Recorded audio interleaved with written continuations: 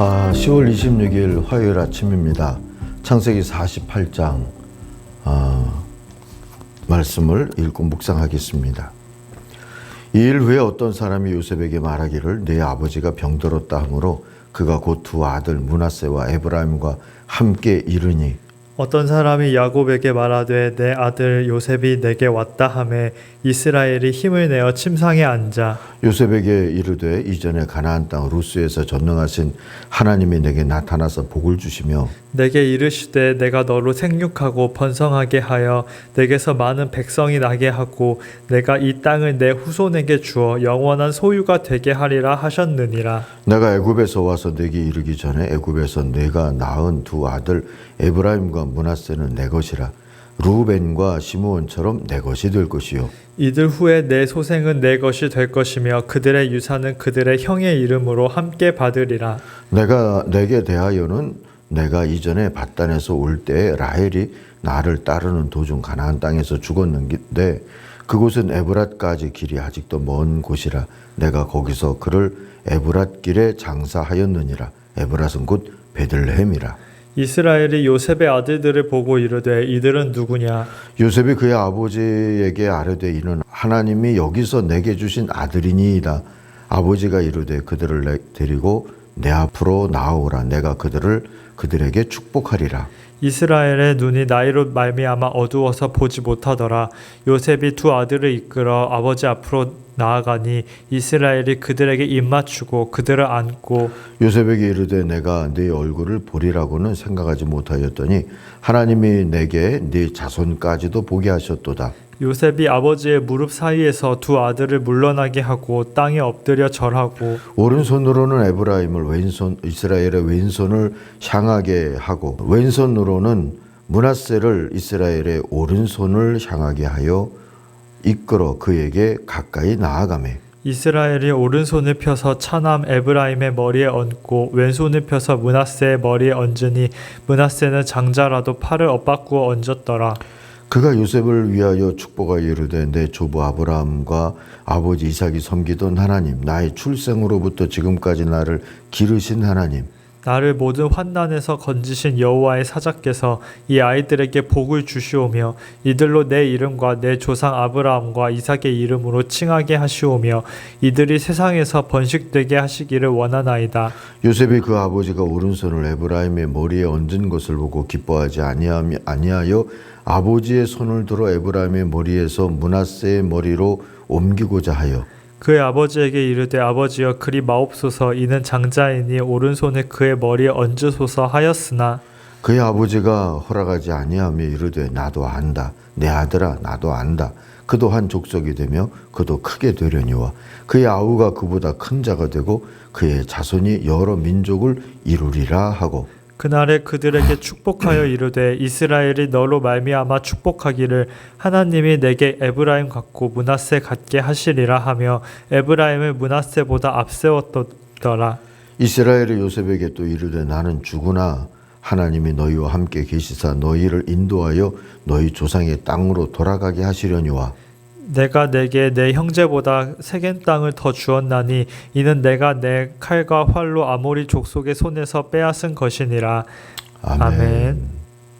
나도 안다 아들아. 오늘 묵상의 제목입니다. 5절 보시면 내가 너를 보려고 여기 이집트로 오기 전에 내가 이집트 땅에서 낳은 두 아이는 내가 낳은 아들로 삼고 싶다. 르우벤과 시므온이 나의 아들이듯 에브라임과 므낫세도 나의 아들이다 했습니다. 병들어 눈마저 어둡고 나니까 야곱에게도 예언자적인 상상력이 생겼던 것일까요? 그의 축복 기도는 그만큼 파격이고 아름답지만 예언적입니다. 아들 요셉 대신에 손자 므낫세와 에브라임을 축복하고 차자를 장자보다 축복한 건 관습에 어긋나죠. 그런데 이스라엘 민족의 앞날은 그가 축복한 대로 됐다는 것을 우리가 압니다. 예언적인 기도 또 축복이었죠. 이 축복 기도의 서막은 감사입니다. 11절부터 보시면 이스라엘이 요셉에게 말하였다. 내가 너의 얼굴을 다시 볼 것이라고는 생각하지 못하였는데 이제 하나님은 내가 너의 자식들까지 볼 수 있도록 허락하셨구나. 그리고 12절 보세요. 요셉은 이스라엘의 무릎 사이에서 두 아이들을 물러나게 하고 땅에 얼굴을 대고 엎드려서 절을 하였다. 그랬습니다. 다시 못 볼 아들 요셉을 봤어요. 요셉의 아들들까지 봤어요.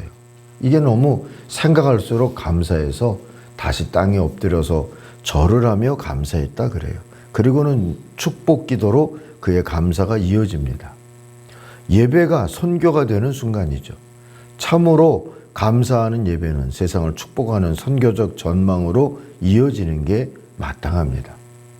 우리가 이번 추수감사절과 헌당식 감사 예배의 자리에서 라오스 성경기금과 장신대 발전기금을 전달하고자 하는 이유가 바로 이런 뜻입니다. 이제 문제의 축복 기도를 좀 더 보십시다.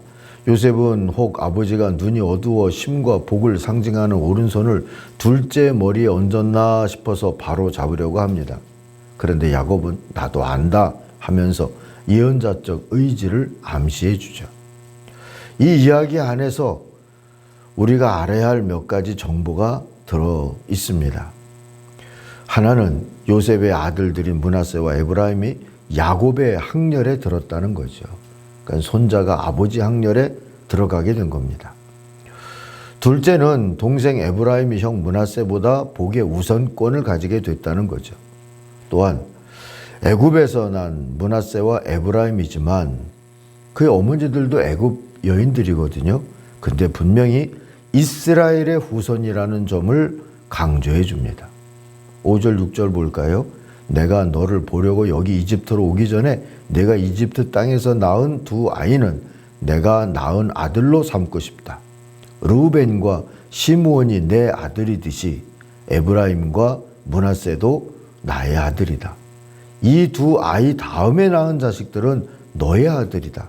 이 두 아이는 형들과 함께 유산을 상속받게 될 것이다. 그랬습니다. 이들 요셉의 큰아들 둘째 아들이 야곱의 무릎 사이에 세워졌다 그랬는데 이는 양자 채택의 예식에 속하는 자세예요. 손주 둘을, 큰손자, 작은손자 둘을 아들로 입양하듯이 했다는 겁니다. 그리고 요셉의 나머지 아들들, 근데 성경에 그 아들들이 이름이 나타나 본 적은 없어요. 근데 그 아들들은 요셉의 아들이다 그랬지만 그들은 이 형들의 반열에서 같은 복을 받게 될 거다. 이렇게도 또 약속이 됩니다. 결국 요셉은 다른 형제들에 비해서 두 몫의 상속과 복을 받은 셈이죠. 자기 혼자 받을 복을 아들과 큰아들과 둘째 아들이 받았으니까 두 몫을 받은 셈이잖아요. 대신에 12지파의 반열 속에 요셉의 이름은 남아있지 않게 됐습니다. 그래도 15절은 야곱의 기도가 결국 요셉을 축복한 거라는 걸 분명히 해줍니다. 그리고 16절까지 이어지는 축복 기도의 내용을 보니 이래요. 나의 할아버지 아브라함과 아버지 이삭을 보살펴 주신 하나님, 내가 태어난 날로부터 오늘에 이르기까지 나의 목자가 되어주신 하나님, 온갖 어려움에서 나를 건져주신 천사께서, 개역성경은 사자라고 되어 있죠. 천사께서 이 아이들에게 복을 내려주시기를 빕니다. 나의 이름과 할아버지의 이름 아브라함과 아버지의 이름 이삭이 이 아이들에게서 살아있게 하여 주시기를 빕니다. 이 아이들의 자손이 이 땅에서 크게 불어나게 해 주시기를 빕니다. 이 장엄한 축복 기도는 하나님에 대해서 세 가지를 알려줍니다. 첫째, 아브라함과 이삭의 하나님이시란 것. 둘째, 야곱의 목자가 되주신 하나님이시란 것. 그리고 셋째, 야곱을 구원한 천사라고 하는 표현은 하나님의 현존을 나타낸다는 것. 그런 거죠. 이런 하나님께 야곱은 자식들의 새로 입양한 듯이 한 자식들의 생명과 복을 맡기게 된 겁니다. 어떻든 이런 식으로 한 시대가 저물어 가는 셈입니다. 생긴 대로 살지 않으려던 사람 야곱, 그리고 꿈을 품고 환난을 이겨냈던 요셉의 시대가 저물고 있어요. 인생의 의미를 다시 생각하게 됩니다. 안도연의 연어에 나오는 이야기 한 토막이 아침 귀티에 실려 있죠. 나뭇잎들은 왜 강 아래로 내려가지요? 은빛 연어가 신기해서 묻자. 그건 거슬러 오를 줄 모르기 때문이야 하고 초록강이 말합니다. 거슬러 오른다는 건 또 뭐죠? 거슬러 오른다는 것은 지금 보이지 않는 것을 찾아간다는 뜻이지. 꿈이랄까? 희망 같은 거 말이야. 힘겹지만 아름다운 일이란다. 힘겹지만 아름다운 삶의 자세. 그걸 우리가 다시 보니까 믿음으로 산다는 게 그런 거구나 하고 깨닫게 되죠. 그렇게 살았던 야곱 그리고 요셉이기에 그들의 시대는 저물어가도 그들이 꾸었던 꿈과 그들이 받았던 복은 지금도 믿음의 후손들을 통하여서 계속 이어지고 있는 줄 믿습니다. 우리도 흘러가는 대로만, 눈에 보이는 대로만 살지 마십시다. 때로는 강물을 거슬러 오르는 연어처럼 몸부림치면서 살아가십시다. 그게 예언자적인 희망이 될 줄로 믿습니다. 기도하겠습니다.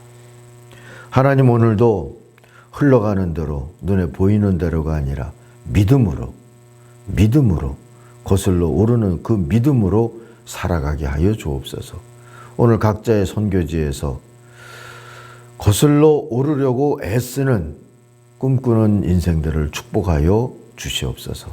예수님의 이름으로 기도하옵나이다. 아멘.